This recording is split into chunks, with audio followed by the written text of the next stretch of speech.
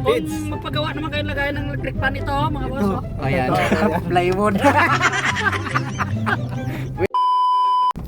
May tropa tayo nagpagawa. Ayan. Ayan, yung isa na yan. Good morning, Paps. Mga Paps, kung sakaling gusto nyo magpagawa, dito na kayo sa Malingap kay Kung Pids. magpagawa naman kayo lagay ng electric pan ito, mga boss. Ayan, plywood. Visit talaga yan yan. Ano to? Parang pato mo neutral eh, electric fan mo. tanggal-tanggal eh. Pato mo electric fan mo. Oh, Kapit lupit. kayo ng ano. Oh, Di ba? Ayos ah. Naka-mirage pa yan. Nalagay sa likod ng upan. Ang ganda pa ng design. Oo, balog-alog to.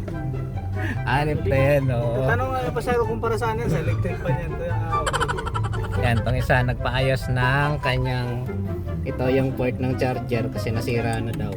Ano lang sa akin yun? Sa reverse na. Na-over yata, na-overload. Pumutok yung fuse. Tapos tong isa naman, paayos ng reverse camera dahil hindi gumana. Yan pala, na-disalign dahil may kinalikot siya, o di ba? Okay na sa kanya. Okay na. Yan lang mag-installing.